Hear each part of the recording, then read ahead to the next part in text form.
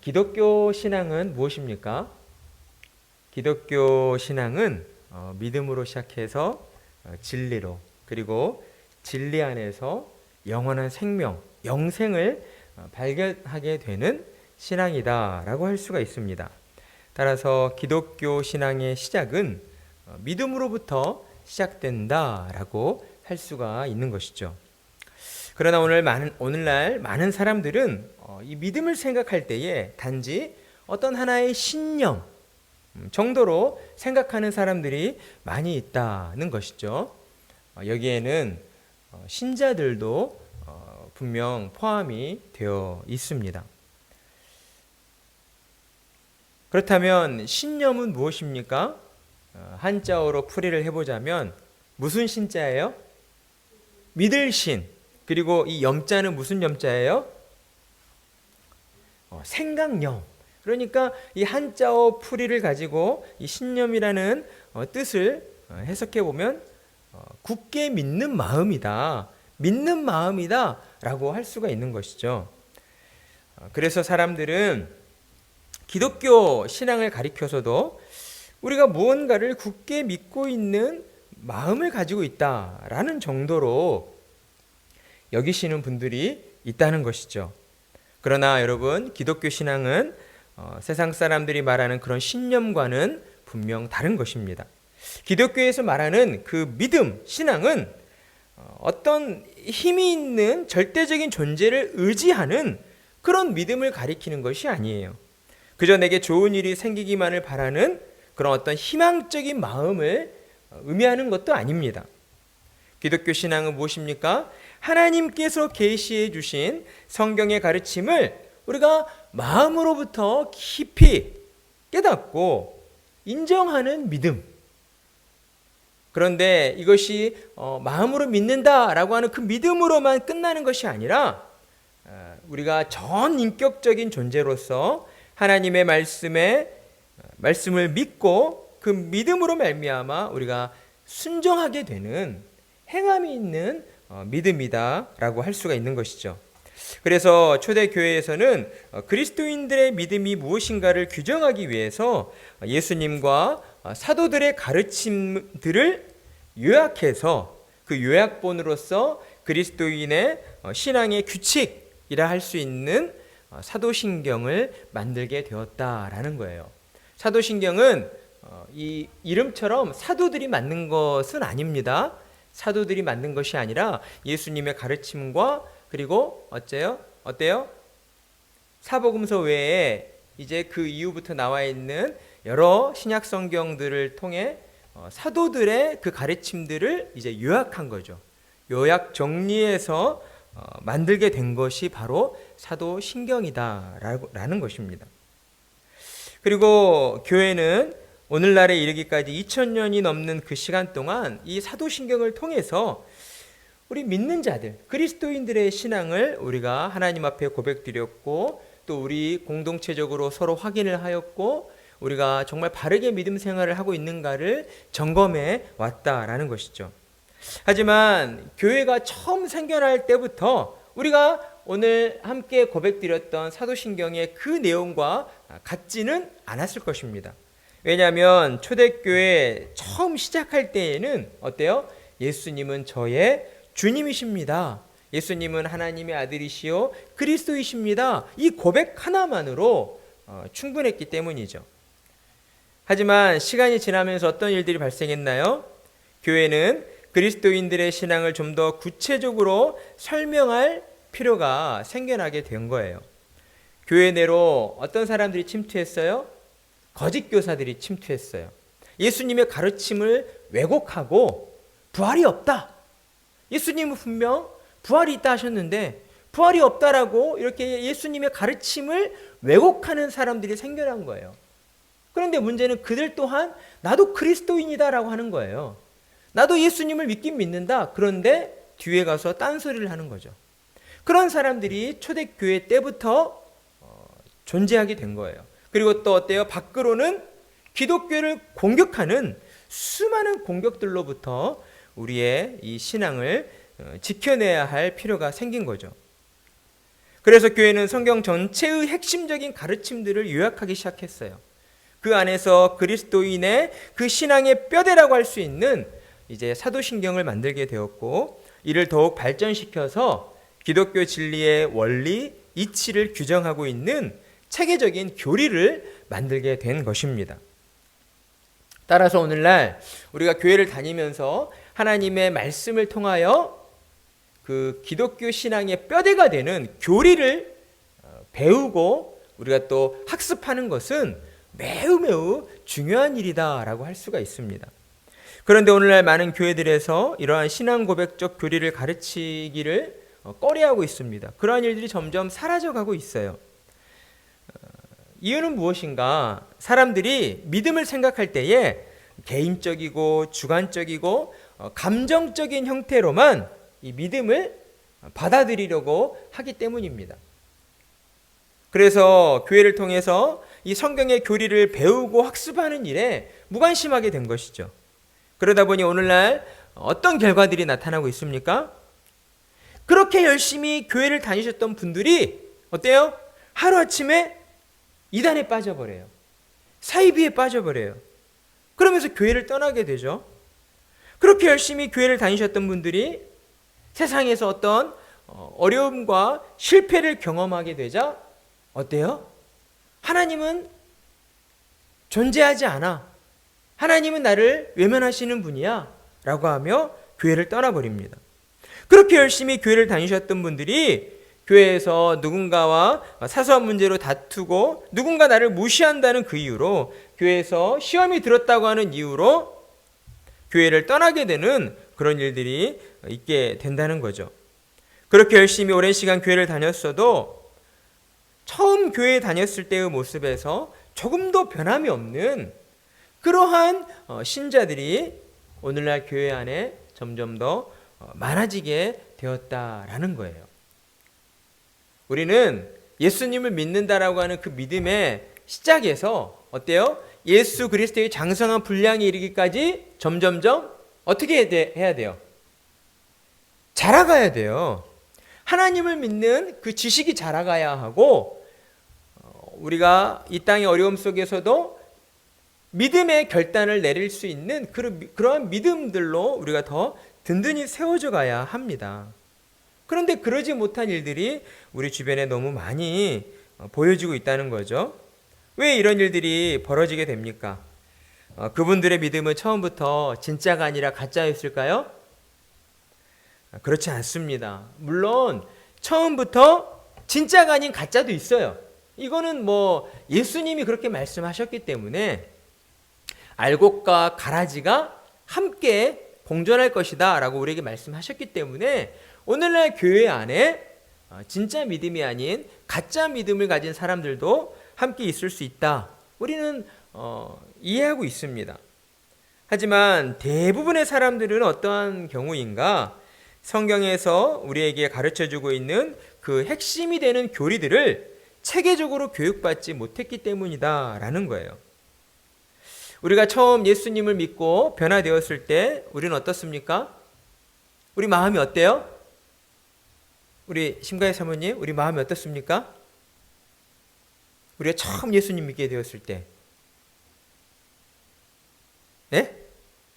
좋아요, 좋대요. 우리 마음이 좋죠. 다른 말로 또 표현하면 우리 마음이 뜨거워지고 정말 하나님을 향한 그 순수한 열정으로 가득 차게 됩니다. 정말 말 그대로 예수님을 처음 믿게 되었을 때의 우리의 어떤 신앙의 모습은 순수하고 뜨거운 그 모습 그대로인 것이죠. 그래서 신앙생활을 해나감에 있어서도 그 순수한 모습, 뜨거운 열정을 가지고 정말 열심을 다하여 신앙생활을 해나가게 됩니다. 이렇듯 신앙생활을 함에 있어서 순수함과 열정을 가지고 열심을 다한다는 것은 정말 하나님 앞에서 기뻐할 일이고 또한 감사할 일이죠. 그런데 여기에 정작 중요한 한 가지가 빠져서는 안 되는 것입니다. 그것은 무엇일까요? 그 신앙의 열심이 어디를 향해 있는가? 그 신앙의 목적지가 어디인가? 이것이 더욱 중요하다라는 거예요. 예수님을 처음 만났을 때에 정말 지금껏 경험해 보지 못한 내 마음 가운데 하나님이 주시는 참 기쁨과 평강을 맛보게 돼요. 그렇기 때문에 우리 마음이 막 뜨거워지죠. 더 하나님을 찾게 되고 하나님만을 의지하게 돼요.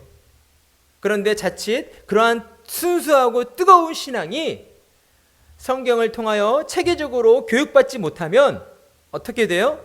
그 뜨거운 마음이 잘못된 쪽으로 흘러갈 수 있다는 거예요. 하나님을 바르게 알고 교회를 섬기고 하나님을 섬기고 하나님의 백성된 성도들을 섬기고 그리고 우리가 살아가고 있는 이 사회를, 이 세상을 섬기며 나가야 하는데, 성경을 통하여 하나님을 아는 지식, 하나님이 우리에게 무엇을 원하는가, 우리의 신앙의 그 근원이 어디에 있는가를 바르게 교육받지 못하면 그 신앙이 잘못된 길로 빠질 수 있다라는 것입니다. 그러니까 교회를 열심히 다니셨던 분들이 이단에 빠지고 사이비에 빠지게 되는 것은요, 그분들이 믿음이 없기 때문이 아니에요. 믿음은 있었는데 그 믿음에 합당한 내용들로 채워지지 않은 거예요. 안고 없는 찐빵처럼 겉으로는 분명 찐빵인데 안에 안고가 없어. 속이 채워지지 않은 거예요. 그런 일들이 우리 교회 안에 벌어지고 있다라는 거예요. 그래서 교회에서 체계적인 교리 교육을 통해서 신앙의 목적지, 우리가 무엇을 위하여 열심을 내어 신앙생활을 해야 되는가, 이것을 바로잡아주는 것이 매우 중요하다는 거죠. 그런데 교리를 우리가 가르치고 또 배우는 일들이 소홀히 되다 보니까 점점 주님의 몸된 교회가 하나된 교회라고 하는 이러한 공교회성을 우리가 잃어버리고 말았다라는 것입니다. 그러다 보니 각 지교에 대해서 성경적인 가르침보다는 어떤 목사님의 생각과 견해가 더 중요해져 버렸어요. 그 목사님의 말 한마디가 어떤 면으로는 하나님의 가르침보다 더 이렇게 위에 있게 되는 참 말도 안 되는 그런 일들이 오늘날 한국 교회 안에 벌어지고 있다는 거죠.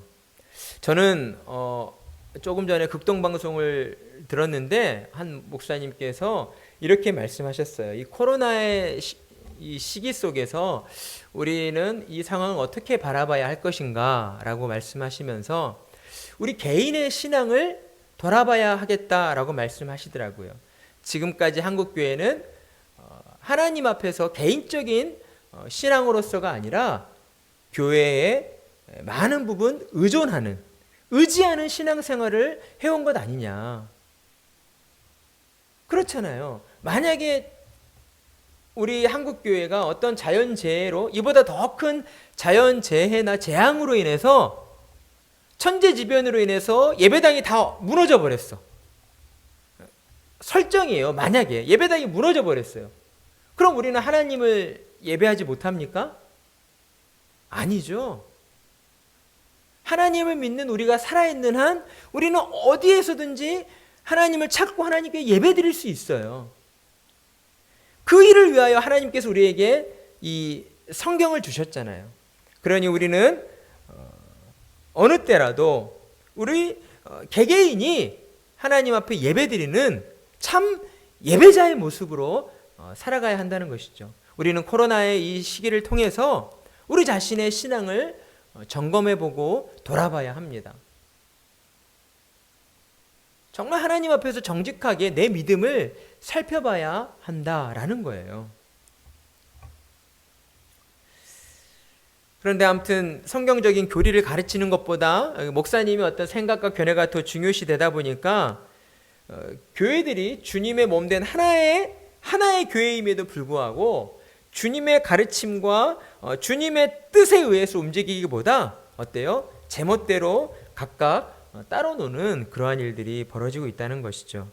따라서 우리는 다시 성경의 가르침 앞에 서야 할 것입니다. 그리스도인의 신앙이 무엇인가를 성경의 가르침 앞에서 고민해 봐야 돼요. 우리 보라의 믿음에 대해서 한번 고민해 본 적이 있어요? 믿음에 대해서 나는 정말 예수님을 믿고 있는가?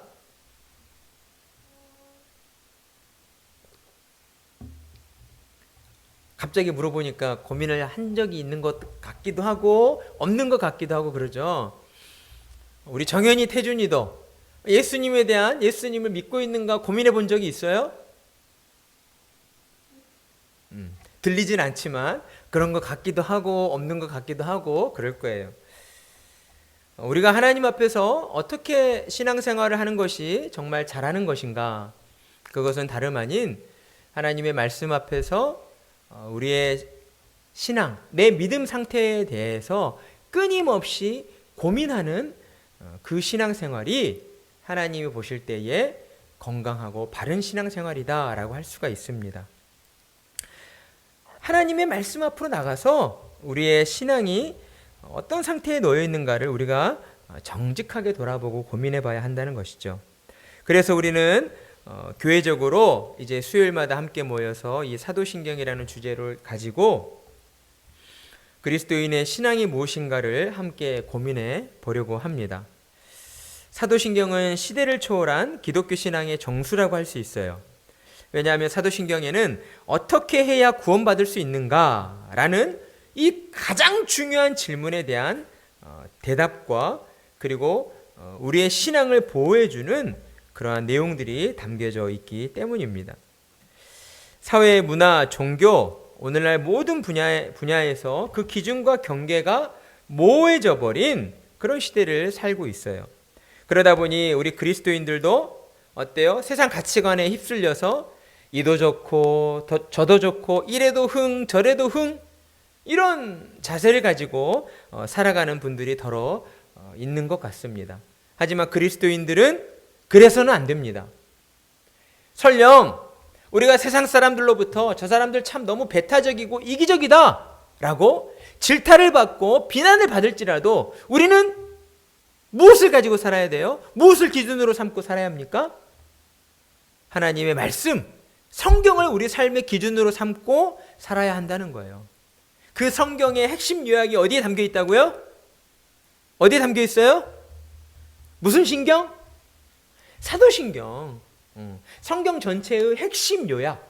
우리 기독교 신앙의 그 진리라고 할 수 있는 내용들이 사도신경에 담겨 있는 거죠.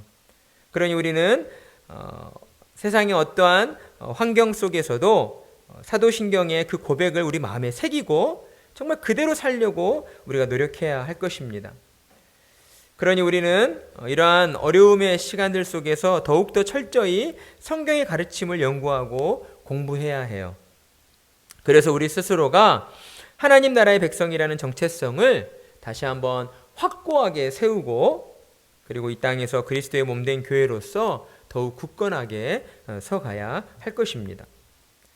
오늘 이 시간은 우리가 앞으로 사도신경을 함께 공부해 나갈 서론 시간입니다. 그래서 제가 이제 서론에 해당하는 이야기들을 많이 나눴어요.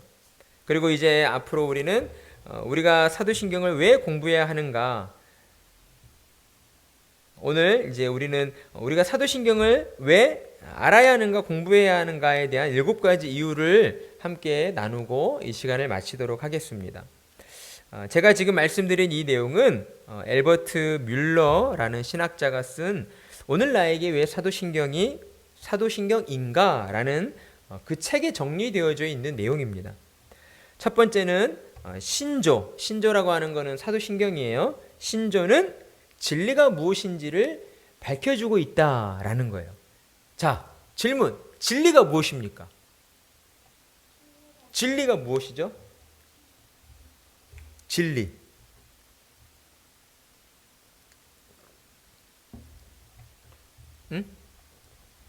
참된 도리, 그렇게 해석할 수가 있죠. 진리는 그러니까 다른 말로 좀 더 쉽게 설명을 드려본다면 결코 변하지 않는 하나의 이치라고 할 수가 있어요. 예수님께서는 요한복음 8장 32절에서 진리를 알지니 진리가 너희를 어떻게 하리라? 자유롭게 하리라 라고 말씀하셨어요. 다시 한번 요한복음 8장 32절 한번 따라해 보겠습니다. 자, 진리를 알지니 진리가 너희를 자유롭게 하리라. 자, 무엇을 알면 우리가 자유롭게 된다고요? 무엇을 알면? 진리를 알면. 무엇이 우리를 자유롭게 해요? 진리가 우리를 자유롭게 한다는 거죠. 이게 무슨 말장난하는 것 같은데 여기에는 참 놀라운 그런 가르침이 담겨져 있습니다. 예수님께서 당시 제자들에게 너희가 진리를 알면 진리가 너희를 자유롭게 하리라 라고 말씀해 주셨어요.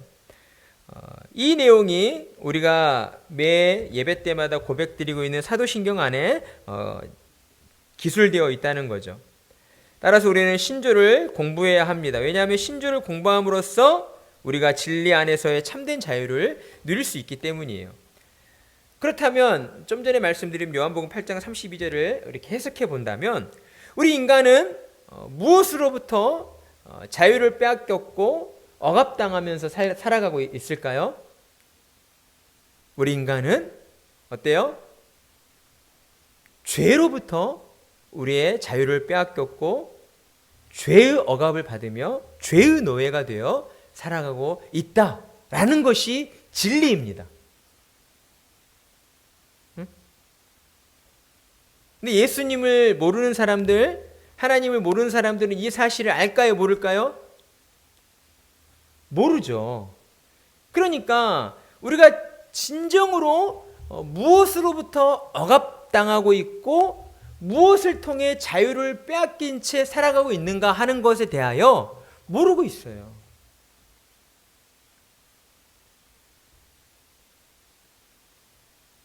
우리를 진정 자유롭게 하는 것은 무엇이냐면 우리 안에 있는 죄를 씻어내는 거예요.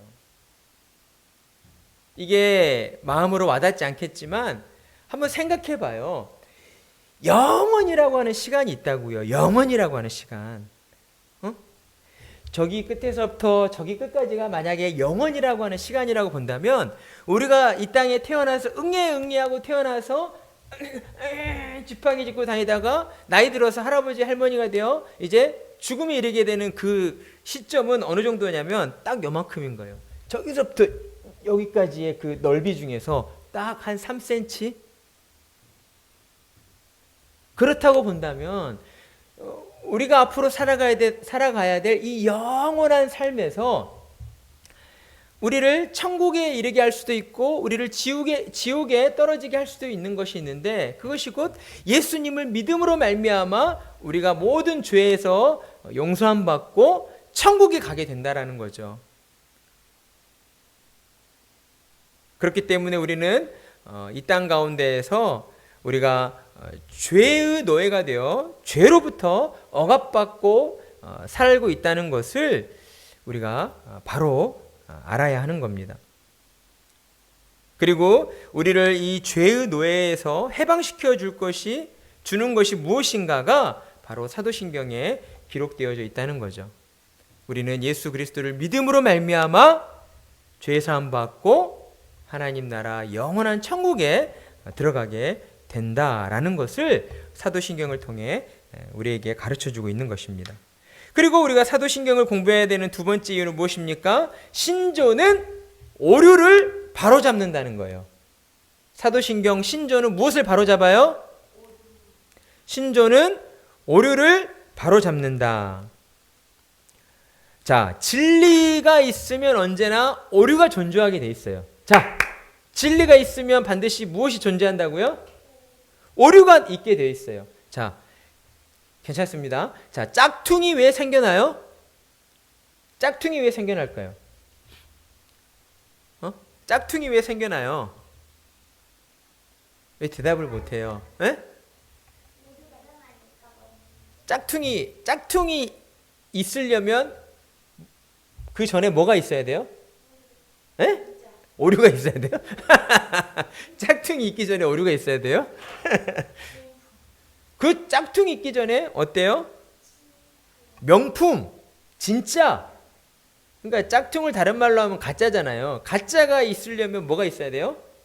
진짜가 있어야 되잖아요. 마찬가지라는 거예요.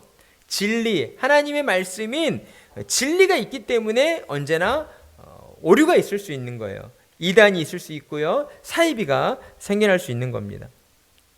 그런데 우리가 살아가는 이 세상 가운데에 이 세상을 가장 크게 위협하는 오류가 있다면 그것이 바로 어때요? 신학적인 오류라는 것입니다. 성경의 핵심 교리들을 부인하는 이단적 사상들이죠. 그들이 가진 문제는 자신들만 잘못된 길로 빠지게 하는 것이 아니라 다른 사람들마저 진리에서 벗어나 정말 영원히 돌이킬 수 없는 멸망으로 함께 빠뜨려 버린다라는 거예요.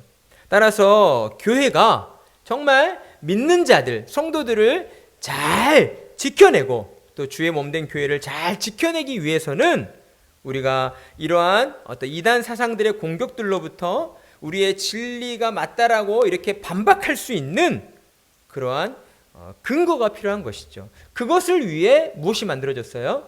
사도신경이 만들어졌다라는 것입니다. 또한 세 번째는 이 신조는 하나님의 백성을 위한 규칙과 기준을 제공한다라는 거예요. 신조는 우리의 가르침과 교훈을 지켜주는 보호막과 같은 기능을 합니다. 이 사도신경이라는 것이 거의 2000년 전부터 만들어져서 오늘날 교회가 있기까지 함께 고백되어져 왔잖아요. 그렇기 때문에 이 사도신경을 사람들이 함부로 대할 수 없는 거예요. 왜냐하면 인간의 역사 가운데에서도 2000년이라는 시간 동안 이 신조가 고백되어져 왔기 때문에 다른 사람들도 이 사도신경을 무시할 수가 없는 거죠. 그리고 이 사도신경을 통하여서 우리의 믿음이 정말 진짜임을 많은 사람들에게 우리가 드러낼 수 있다라는 겁니다. 그리고 네 번째, 신조는 예배하는 법과 신앙을 고백하는 방법을 가르쳐준다. 무엇과 무엇을 가르쳐줘요? 예배하는 법과 신앙을 고백하는 법을 가르쳐준다는 거예요. 신조는 하나님을 예배하고 그분의 이름을 옳게 찬양할 수 있게끔 도와주는 귀한 진리들을 언급해 줌으로써 교회를 진정한 참된 예배 가운데로 인도해 준다라는 겁니다. 그리고 다섯 번째로 신조는 우리를 선조들의 믿음과 연결시켜 준다. 누구의 믿음과 연결시켜 줘요? 선조들의 믿음과 연결시켜 준다. 그러니까 오늘날 우리가 하나님을 믿습니다라고 할 때에 이 믿음은 우리 자신만의 믿음이라고 할 수가 없는 거예요. 우리 자신만의 것이라고 할 수가 없는 거예요. 왜냐하면 우리 안에 있는 이 믿음은 어느 날 갑자기 하늘에서 떨어진 것이 아니라 우리의 이 믿음 또한 역사적인 그 시간들을 통해서 수많은 믿음의 선조들을 통해서 발전되어지고 또 발전되어지면서 우리에게 계승되어져 왔다라는 거예요. 그러니까 단순하게 나는 살아계신 예수님을 믿습니다. 하나님의 아들이심을 믿습니다. 라고 하는 이 믿음의 고백으로서만이 아니라 어때요? 교회 안에 침투한 거짓 교사들과 교회 밖에서 교회를 무너뜨리려고 공격하는 그런 수많은 이단 사상, 사이비 사상들로부터 우리의 이 신앙을 지켜내기 위해서 우리의 믿음의 선조들이 해석하고 발전시켜온 그러한 내용들이 우리에게 계승되어져 왔다라는 거죠. 그러니까 우리의 믿음은 우리의 신앙의 선배들과 이렇게 연결되어져 있다라고 할 수 있습니다. 그러니까 우리는 매 예배 때마다 하나님 앞에 신앙 고백을 드릴 때에 상상해 보세요. 하나님 나라 천상에서 어떤 일들이 벌어집니까? 이미 죽어서 그 영혼이 하나님 곁에 가 있는 믿음의 선조들과 함께 이 신앙 고백을 드리고 있는 거예요. 단지 육신으로 살아있고 존재하는 우리들의 입술을 통해서만 하나님을 찬양하고 하나님을 고백하는 것이 아니고요. 우리가 하나님 앞에 신앙 고백을 드릴 때에 그 수많은 그리스도인들이 하나님 곁에서 우리와 함께 입을 맞추어 하나님 앞에 우리의 믿음을 고백하고 있다는 거죠. 하나님을 찬양하고 있다는 거죠. 그러니까 우리는 이 사도신경을 통해서 우리가 영적으로 주님의 몸된 하나의 교회라는 것이 우리 안에 확인되어지는 것입니다. 그러니까 이 신조가 무엇인가를 잘 가르치는 것이 얼마나 중요하겠어요. 우리는 교회를 주님의 몸된 교회라고 하잖아요. 예수님을 구주로 믿는 교회들은 주님의 몸된 하나의 교회인데 그 하나의 교회가 하나 되지 못하고 서로 따로따로 놀아 막 나는 왼쪽으로 갈 거야. 나는 오른쪽으로 갈 거야. 이런 일들이 있어서는 안 된다는 거죠. 그 일들을 우리가 방지하기 위해서 이 신조가 있는 거예요. 교리가 있는 거예요. 이 교리를 통해서 우리가 정말 하나님의 은혜 안에 하나 된 자들이구나, 예수 그리스도의 몸된 하나의 교회를 이루고 있구나, 이것을 우리가 확인하게 되는 것입니다. 그리고 마지막으로, 그리고 또한 신조는 믿음을 요약합니다. 성경의 내용을 간결한 말로 요약해서 그리스도인들에게 신앙의 그 핵심의 진리가 무엇인가를 우리에게 가르쳐 주는 것이죠. 그리고 마지막으로 7번째, 신조는 참된 기독교적 일치에 기여한다. 사도신경은 참된 연합의 줄로 모든 그리스도인들을 하나로 묶어주는 역할을 하는 것이죠. 신조, 우리가 사도신경을 고백할 때에 우리가 어디에 속해 있는가를 우리에게 확인시켜 줍니다. 참된 기독교적 연합은 진리를 무시하는 그런 연합이 아니죠. 그리스도께서 계시하신 진리를 중심으로 우리가 하나로 연결되어지는 연합입니다. 따라서 사도신경은 그리스도인이 되는 것은 곧 신앙 공동체인 교회 안으로 들어가는 것임을 우리에게 확인시켜 주는 거예요. 우리가 안 믿던 사람들이 이제 예수님을 믿게 되면 어떤 예식을 거하게 되나요? 세례식을 거하게 되죠. 세례식을 행할 때에 우리가 그분들의 그 신앙을 확인하는 자리가 있습니다. 그러니까 그분의 신앙을 믿지 못해서라기보다는 우리가 하나님의 말씀 안에서 같은 신앙을 고백하고 있습니다 라고 하는 것들을 우리가 서로 확인하기 위하여 세례식 때에 세례를 받는 당사자로부터 무엇을 확인하게 됩니까? 무엇을 듣게 됩니까? 그의 신앙 고백을 듣게 되죠. 그의 대표적인 신앙 고백으로서 사도신경을 그가 이제 모든 교회에 속한 회원들 앞에서 사도신경을 고백하게 되는 것입니다. 그러니까 함께 그런 사도신경을 고백함으로써 저도 여러분과 같이 예수님을 믿는 사람입니다, 주님의 몸된 교회의 한 일원이 되었습니다 라는 것을 우리에게 확인시켜 주는 것이죠. 따라서 사도신경을 통해서 우리는 하나님의 은혜로 말미암아 주님의 몸된 하나의 교회를 이루게 된 사람들임을 우리가 서로 확인할 수가 있게 되는 겁니다. 따라서 우리는 이제부터 앞으로 사도신경을 이제 계속해서 공부하게 될 텐데, 우리의 믿는 바가 무엇인가를 우리는 이 시간을 통해 다시 한번 재정립하고, 그로 인해서 코로나의 어려움 속에서도 우리가 진리 안에서 참 자유할 수 있다. 하나님께서 우리에게 진리를 알게 하심으로 진리가 너희를 자유케 하리라. 진리를 바로 알므로써 우리가 참된 자유를 누리게 된다는 것을 우리가 이 시간을 통하여 확인하게 될 것입니다. 늦은 저녁 시간이라서 조금 피곤하시겠지만, 힘드시겠지만, 이 시간들을 통하여 우리에게 영적 유익이 있음을 다시 한번 기억하시고 정말 힘을 내시고 이 시간에 참여해 주시는 우리 성도님들 되시기를 바라겠습니다. 다음 주 수요일에는 우리는 무엇을 믿고 있는가, 첫 번째 시간으로 나는 믿습니다 라는 제목으로 사도신경의 첫 번째 이제 해설의 시간을 우리가 함께 갖도록 하겠습니다. 이 시간을 위해서 함께 기도해 주시고 또 더 많은 관심을 가져주시는 우리 성도님들이 되시기를 간절한 마음으로 축복합니다.